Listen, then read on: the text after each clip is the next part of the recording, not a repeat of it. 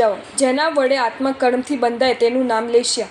ભાવાર્થ શું? આપણે આત્મા પર 24 કલાક કર્મ બંધાય છે। તેમાં અગત્યનું પરિબળ જો કોઈ હોય તો તે લેસ્યા છે। તમારા સબકોન્શિયસ માઇન્ડ લબ્ધિ મનમાં જેવી પ્રકૃતિ હોય તે પ્રમાણે 24 કલાક કર્મમાં રસબંધ થાય છે।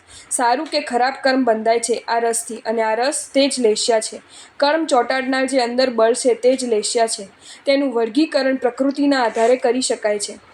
જેમ એક માણસ ઉગ્ર સ્વભાવનો હોય, વાત વાતમાં રૌદ્રતાને ધારણ કરનારો હોય, ગમે તેમ બોલી નાખનાર હોય, મારામારી ગાળાગાળી કરી નાખનાર હોય, આવી પ્રકૃતિવાળા અણગમતું બને ત્યારે સામેનાને ખુલ્લાસ કરી નાખવાની વૃત્તિ ધરાવતા હોય તેવા જીવોને પ્રાય કૃષ્ણ લેસ્યા હોય છે। તેમ ઘણાને ઉગ્રતા આવેશ ન હોય, ક્રૂરતા કે દ્વેષનો અતિશય પણ ન હોય, પરંતુ મોજ મજા, આનંદ પ્રમોદ કે ઇન્દ્રિયોના વિકારોમાં રસ હોય, રંગેલી પ્રકૃતિવાળું માનસ હોય તેવા જીવોને પ્રાય નીલ લેસ્યા હોય છે। લબ્ધિ મનના કષાયાત્મક ભાવોને લેસ્યા કહે છે। આખા સબકોન્શિયસ માઇન્ડમાં રહેલા કષાયાત્મક ભાવોને લેસ્યા કહે છે।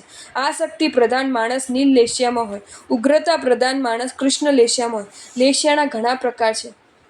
દ્રવ્ય લેસ્યા અને રંગો સાથે સંબંધ છે? હા, રંગો સાધન છે, પણ એકાંતે અસંગ કરશે જ તેમ કહેવાય નહીં। ભાવશ્રાવકને અશુભ લેસ્યા કઈ રીતે હોય? 5મા ગુણસ્થાનકે રહેલા ભાવશ્રાવક ધર્મી હોય, પણ તેની પ્રકૃતિ મશ્કરા સ્વભાવની હોય તો તેની લેસ્ય અશુભ ગણાય।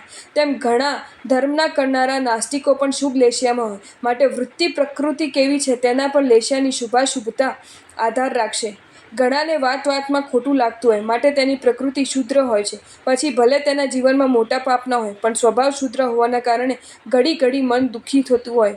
ગત જન્મના સંસ્કારના કારણે જ આવી પ્રકૃતિ હોય, ગત જન્મના સંસ્કારના કારણે જ હોય એવું નથી। આ ભાવમાં પણ આવી પ્રકૃતિઓ બની શકે છે। વળી આ ભાવમાં ખામીઓને દૂર કરી શકાય છે, પણ તેના માટે સંકલ્પ જાગવો જોઈએ।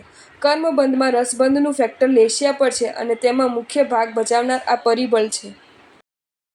જો તમને આ વિડીયો ગમ્યો હોય તો આ વિડીયોને લાઇક કરો અને શેર કરો, અને આવા જ નવા વિડીયો જોવા માટે જૈન ફેક્ટ્સ એન્ડ સ્ટોરીઝની ચેનલને સબસ્ક્રાઈબ કરો। ધન્યવાદ।